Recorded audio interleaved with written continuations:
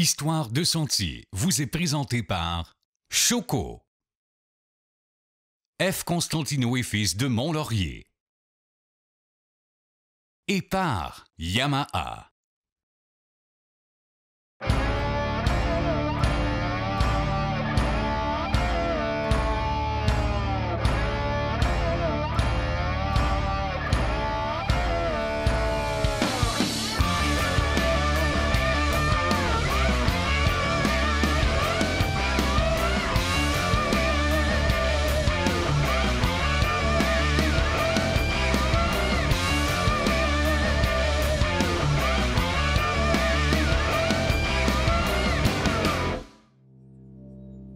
Salut tout le monde et bienvenue à l'Histoire de sentier. Cette semaine, on vous amène au Red Bull Sled Hammer.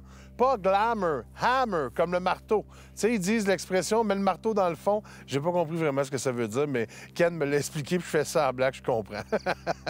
En fait, c'est super simple. Red Bull Sled Hammer, c'est des crinqués de motoneige qui, eux, sont un à côté de l'autre puis qui montent en haut d'une côte.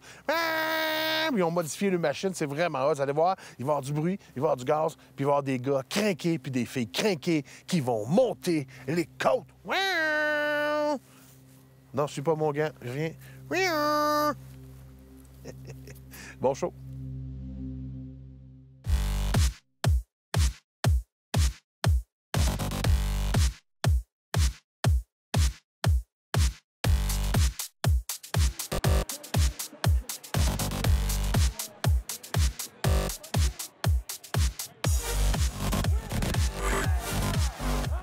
Aujourd'hui, on est du côté de Saint-Donat et on est là pour vous présenter de l'adrénaline à l'état pur. On est sur la montagne de ski La Réserve et c'est le Red Bull Sled Hammer. Rien de moins. Vous allez capoter.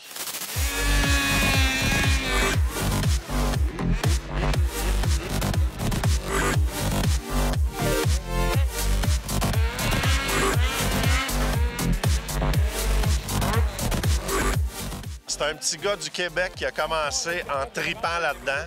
Maintenant, tu as une compagnie là-dedans puis tu fais le tour de l'Est du Canada pour faire des parcours comme ça. Exact. En le fond, on est principalement dans l'Est, au Nouveau-Brunswick, au Québec. Puis on fait des parcours de motoneige et pratiquement tous les sports qui sont sur de la neige. Et on se fait souvent appeler des ingénieurs de neige. Fait que c'est ça notre titre. Dans le fond, en fait, ce qu'on voulait là, avec ce parcours-là, c'est de brasser l'univers de la motoneige, qu'il n'y ait plus de classe, qu'il n'y ait plus de hill climb, de snowcross, d'amener ça tout ensemble puis d'inventer des modules qui sont jamais faits dans le sport. Fait que Red Bull nous a mandaté, avec l'aide de Levi-Lavallée, à essayer de trouver des angles, des lignes, des virages qui sont jamais faits puis d'amener ça sur la pente.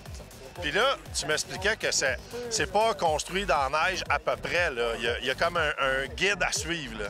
Exact. Là, chaque module que vous voyez ici a été précieusement calculé, les hauteurs, les largeurs, pour que ça soit difficile pour les motoneigistes. Dans le fond, là, on a un parcours miroir qui est pour nous vraiment difficile à construire parce qu'il faut tout le temps reproduire deux fois parfaitement pour pas qu'il y ait d'avantage d'aucun des côtés.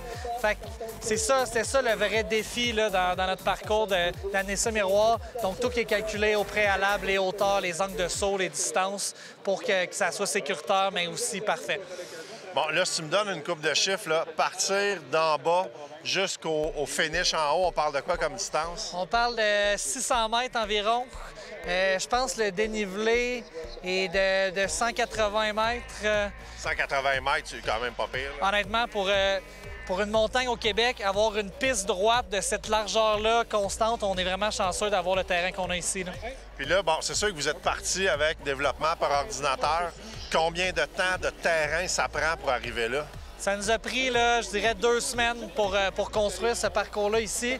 La différence avec les autres parcours de snowcross, c'est que tout est découpé en murs et en sculpture, si on veut. C'est ça qui rajoute vraiment beaucoup de temps, mais c'est ça qui rajoute l'effet spectacle, l'aspect dangereux aussi de la chose.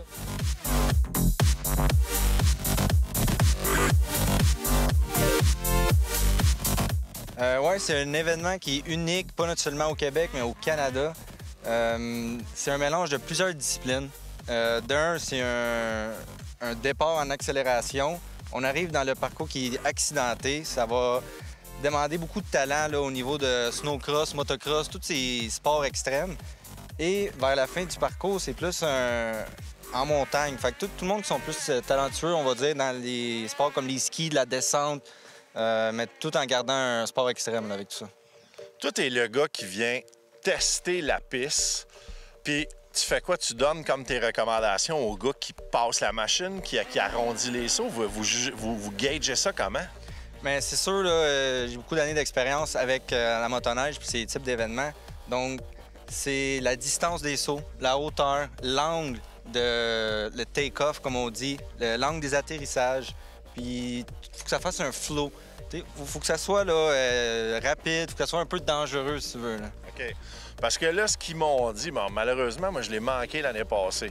Ce qu'ils m'ont dit, c'est l'année passée, c'était tough, mais peut-être pas assez tough. Fait que là, cette année, vous avez monté la barre. On a définitivement monté la barre. On commence avec des sauts un petit peu plus petits, des launch pads, comme on dit. Puis on s'en va là, graduellement en allongeant les sauts. C'est un mélange de 3-4 disciplines. C'est qui va avoir le plus d'avantages dans ce genre d'événement-là? D'après moi, c'est les gars qui n'ont pas peur de sauter. OK. Ouais. C'est vraiment ça, la base. Exact.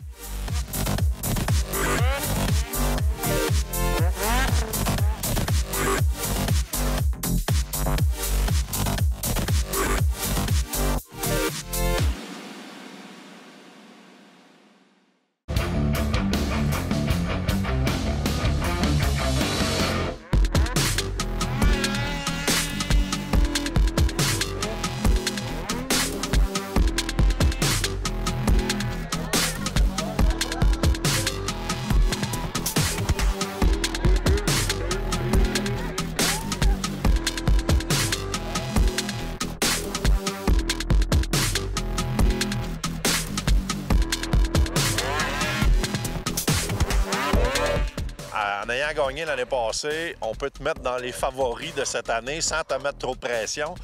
Y a-tu du monde que tu connais qui font du championnat avec toi, qui sont là, que tu dis, OK, eux autres, ils vont être bons?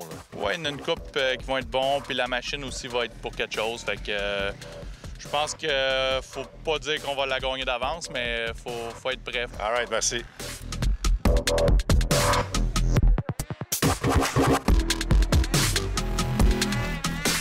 Ouais, j'ai coursé longtemps dans le passé, puis je suis capable de le faire. Puis l'année passée, j'ai fini 3e, fait que je suis à l'aise pour faire le pro. Qu'est-ce que ça prend pour bien performer ici? Être en forme, bien manger, puis être préparé. Un bon background de snowcross? Exactement. Toi, t'arrives ici, là, t'es capable d'analyser la piste tout de suite, savoir que ça va bien aller. Exactement. J'analyse tout de suite quand j'arrive. J'en marche, j'analyse chaque saut. Puis, ben, c'est naturel, c'est dans toi. Y a-tu quelque chose de différent au cours de la journée que tu es obligé de faire pour la machine? La chose que j'aime pas, c'est la piste. La ligne de droite est plus... Je suis moins à l'aise de la côté droit que de la côté gauche. OK. Les virages à droite sont plus compliqués. C'est plus tough en snowcross, évidemment. Exactement. Mais là, c'est le tirage au sort qui décide. Exactement.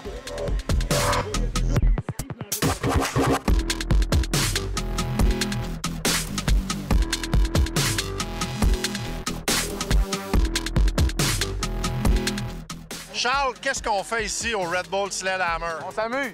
C'est Ouais. tout ça qu'on fait. Dans la catégorie amateur, mais c'est pas amateur pantoute, là. Oui. On gagne pas notre vie avec ça, donc on est des amateurs. T'es là pour le fun. Je suis là pour le fun. Puis là, dans le fond, t'es dans les 4 derniers, fait que ça approche, là. Oui, ça approche.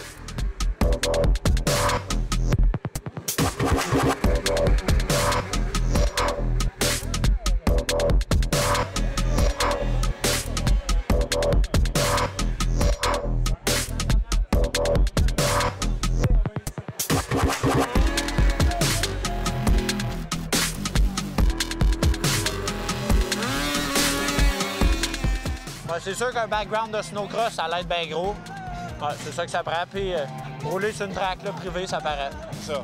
Fait que quand t'arrives là, tu le sais déjà à peu près la vitesse de prendre chaque saut pour comment arriver, pour pas se casser, pour pas overlander, là. Oui, c'est vrai de ça. Le timing aujourd'hui, c'est ça que c'est. Les jumps sont pas super gros. Faut juste pas t'overshoot. Faut que tu rentres juste.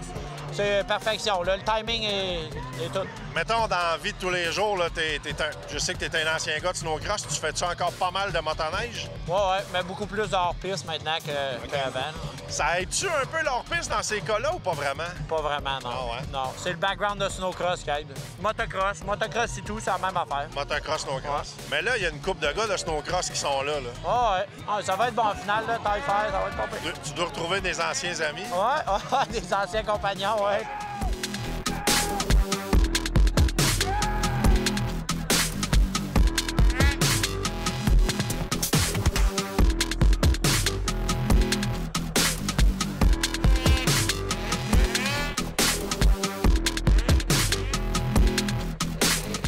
Je suis en compagnie de Mathieu, qui est l'animateur du Red Bull Sled Hammer, mais c'est quelqu'un qu'on a vu souvent à l'émission. Mathieu, on s'est vu il y a longtemps aux 12 heures d'endurance de la Tuque. Là, t'es encore là. Encore là, qu'est-ce que tu veux, ça a l'air que quand je suis venu au monde, j'avais du gaz qui coulait dans les veines, donc ça sent le gaz pas motorisé, on va là, on s'amuse contre. On carbure à ça, c'est tellement un adrénaline le fun, une ambiance incroyable. Tu sais, Ken, pour avoir travaillé régulièrement au public de même dans les événements, l'énergie est tellement le fun, on se nourrit de l'énergie de la foule, c'est le fun. Qu'est-ce que tu penses, toi, c'est ta première année, qu'est-ce que tu penses d'un événement comme ça, puis qui a l'avantage? Honnêtement, qui a l'avantage? Tous les gens qui sont ici, parce que ce que les gens ignorent, c'est que l'événement est entièrement gratuit. C'est un événement qui coûte rien, donc on a tout ça trop peu souvent au Québec, des événements entièrement gratuits. Un événement d'envergure de même, avec la qualité de pilote qu'on a, la qualité de circuit. Je pense que tous les gens qui se sont déplacés, c'est eux autres qui gagnent présentement aujourd'hui. Hey Mathieu, c'est toujours le fun de te voir dans des événements comme ça. Tu fais une super bonne job. Je travaillerais mon anglais un peu, mais tout le reste, c'est bon. Ah ben merci, je vais prendre des leçons privées d'anglais là, pour essayer de m'aider. OK, Mathieu, t'es mieux d'y aller parce qu'il va tout faire ta job en arrière. Hey, merci beaucoup, bonne journée.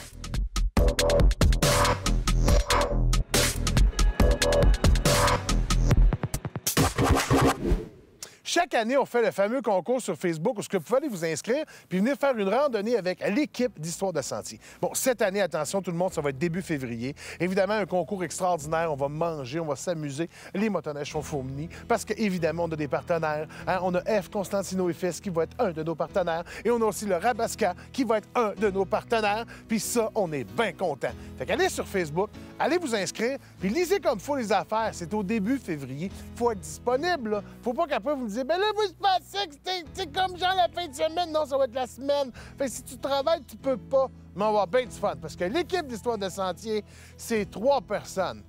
3 personnes vraiment cool. Je les connais pas, mais on va les rencontrer là. Allez vous inscrire.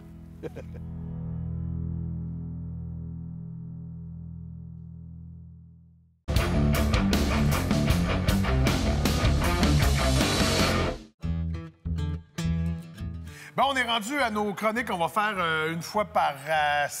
Environ une fois par semaine. Par semaine.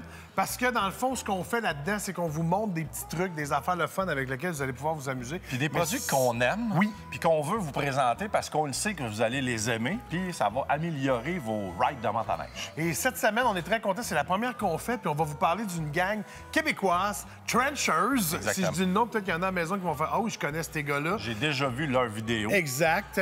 Ce qui est le fun, c'est que la gang de Trenchers, des boys, ils ont comme un petit peu... je dis-tu amélioré? Grandement amélioré. Grandement amélioré Ouais. les tables. Et Ouais. on vous explique pourquoi maintenant. Ken, vas-y, mon champion. Bon, le principe d'une table, c'est assez facile. Là. Ça se connecte après la motoneige, ça vient après tes skis, Oui. un en haut, un en bas. Oui. Le problème avec ça, c'est que les gars qui sont vraiment bons, pas nous autres, mettons, Les autres juste, gars. juste une coche en haut de nous autres, Ouais. en hors-piste, Ouais. ils vont s'amuser à aller dans le bois serré et passer proche des arbres, des fois les roches qui sont cachées, parce que sont Même tellement... en début de saison aussi. En début de saison aussi. Surtout en début de saison. Encore plus, là. Parce que c'est là qu'on voit pas les petits On affaires voit cachées. moins les obstacles, c'est ça. Ouais. Et bon, ça arrive fréquemment que, hop, on va frapper une table dans une roche ou peu importe. Et là, la table brise. Ouais. Et là, on est pas mal... on est dans le trouble. On est dans le trouble là, parce que on n'a plus de table. Hein? Ouais. Puis là, ce qu'ils ont fait, eux autres, c'est qu'ils ont pris un acier un petit peu plus solide que l'acier d'origine.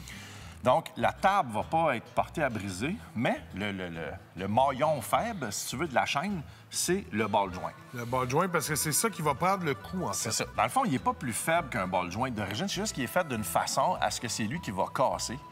Pour que, qu'est-ce qu'on fait? On arrache un ball joint. Tu as des ball joints de spare dans tes poches ou dans ta motoneige. Ça prend... Les gars m'ont dit que les tops là, vont le faire en 5 minutes. Un gars moins habitué en 10. Mais on s'entend, 10 minutes, c'est quand même très facile à gérer dans un... sur le bord d'une côte. Au lieu de briser, dans le fond, au lieu de casser ta table, puis là, mettons, ta table, puis de pas être capable de réparer la table, ça va comme manger le coup, mais ça va le péter. Exactement. Fait que c'est ce qui va faire que, dans le fond, vous allez dévisser ça ici, vous allez l'enlever, le changer, réattacher ça. Fait dans le fond, ça veut dire vous traînez des outils un peu plus, mais on a toujours des outils. Mais il y a pas, tu sais, ça prend pas tant de choses que ça pour vrai pour le changer. T'as cette clé-là. Au pire, ça peut se faire avec une bonne vieille paire de vice grip ou un Westcott. Puis mal pris, ça se fait à la main, là. Tu sais, là, au pire, tu le remets pas super serré. Puis t'arrêtes une fois de temps en temps pour quand vérifier qu'il est correct. Quand t'arrives au dîner, tu vas la changer, là. Ah, wow, bravo. Maintenant, Maintenant, ça, c'est les bumpers que Trencher font aussi. Ça, comme tu peux voir, c'est pas en acier, c'est plus en aluminium parce que c'est léger et c'est fait pour aller, évidemment, pour le bumper arrière. Et la grosse particularité, c'est, regarde la longueur que ça a ici. Ça va aussi tenir la raille ou le pont du derrière de ta motoneige pour le solidifier. Ça va rendre un petit peu plus solide. Beaucoup plus solide. Parce que si on regarde, mettons, un Chaos comme on a ici, le bumper tient sur à peu près, on va dire, 10 pouces. Tandis que ça va vous donner un bon 20 pouces. Et le secret, en plus, là-dedans, si on le penche comme ça, c'est que le bumper, il est relevé. Au lieu qu'il soit complètement en arrière, comme on a en ce moment sur le Polaris, il est plus haut. Tu sais, quand t'es pris, on a de la misère à se rentrer les doigts, les gants pour sortir ça. Tandis que lui, hop, on a une poignée un petit peu plus haut, c'est plus facile. Et ça, grandement apprécié, les gars qui vont sauter beaucoup, qui vont atterrir un petit peu plus sur le derrière, qui vont charger un petit peu plus pesant sur le derrière de la motoneige, ça rend vraiment le derrière beaucoup plus solide. Bravo, les gars, je trouve ça écœurant. Sérieux, quelle belle... Très beau produit. C'est une maudite belle initiative québécoise. On aime bien ça quand il y a des produits québécois de même. Puis on est bien content de vous encourager parce que c'est bien hot.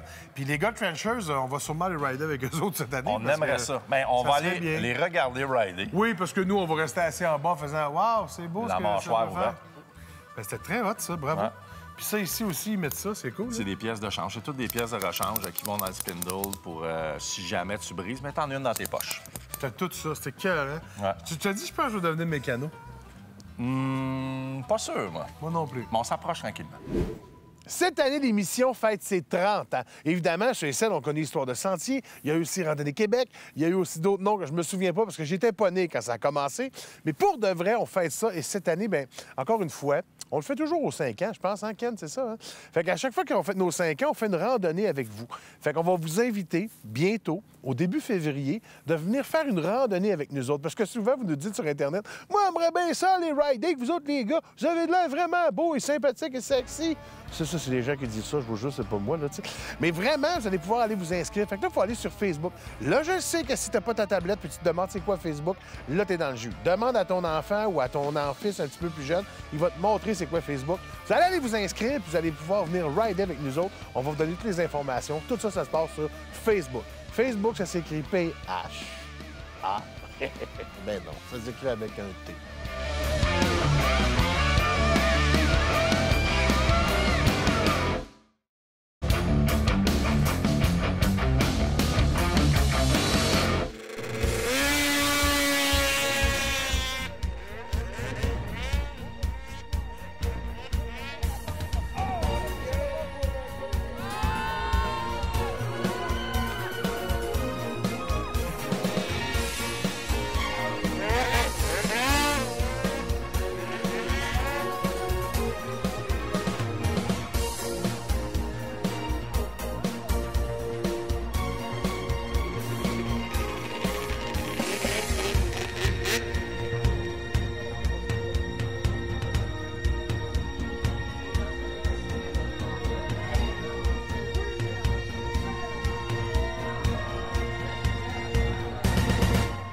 William, du haut de tes 18 ans, fraîchement allé chercher Tu viens de remporter le Red Bull Sledgehammer. Comment on se sent? Je me sens, c'est vraiment un feeling incroyable de gagner ici à cet événement-là Red Bull. Qu'est-ce qu'on fait ici? Pourquoi tu as décidé de venir? Parce que je fais déjà des hill-cross au Saint-Lac-Saint-Jean, puis ma saison de snowcross, ça dure tout l'hiver, fait qu'on s'est en fin de saison, fait qu'on s'est dit pourquoi pas s'inscrire, puis j'ai vraiment bien fait de m'inscrire. Quand tu es arrivé ici, là, hier, dans la première fois que tu as vu la piste, tu savais-tu déjà que ça irait bien? Comment tu envisages ça? C'est sûr que c'est vraiment technique. En snowcross, on est habitué à des pistes vraiment techniques. Là, les sauts, on n'a pas le droit à l'erreur du tout. Quand je suis arrivé, c'est sûr que ça fait plus peur de le voir que de le vivre. Fait que, un coup sur la machine, tout est correct. Parce qu'en réalité, il y a comme un trou dans le saut, mais dans ta tête, c'est pas grave, tu tomberas pas là. Non, on tombera pas là, on tient le gaz au fond, puis ça saute. Si on parle d'expérience de motoneige, ça fait combien de temps que tu étais là-dedans? Moi, c'est ma 15e saison de course. J'ai juste 18 ans. Ta 15e saison de course à 18 ans, c'est quand même pas super. Ouais, ça fait vraiment longtemps que j'en fais. Là, bon, tu es du Lac-Saint-Jean, tu as fait beaucoup de courses Québec, le circuit québécois. Comment ça va en dehors du Québec? En dehors du Québec, j'ai coursé aux États-Unis quelques fois au Isaac.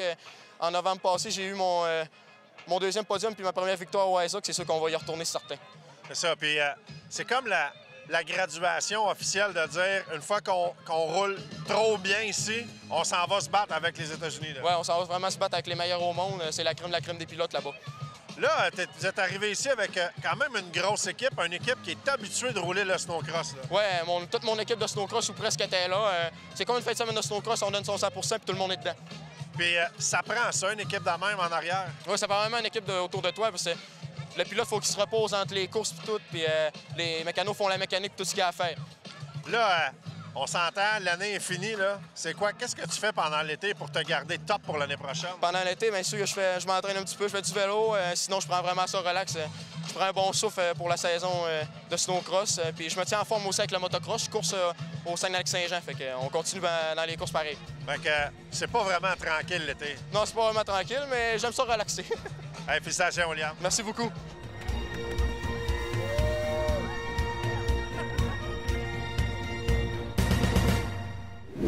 J'espère que vous avez apprécié l'émission. On a eu beaucoup de plaisir à vous regarder. On vous a pas regardé, en fait, c'est vous qui nous regardiez. Mais en fait, j'espère que vous avez eu du fun parce que le Red Bull Sledgehammer, c'est vraiment le fun au bout. Puis on se voit la semaine prochaine pour une autre émission d'Histoire de Sentier. Puis n'oubliez pas d'aller sur Facebook parce que vous savez, il y a le concours qui s'en vient, il y a la randonnée qui s'en vient. Fait que ratez pas ça, ça risque d'être extraordinaire. Vous allez pouvoir voir moi et Ken en vrai. Puis en vrai, on est plus petit qu'à la télé. Moi, je mesure 4 pieds. Histoire de Sentier vous a été présenté par Choco, F. Constantino et Fils de Mont-Laurier et par Yamaha.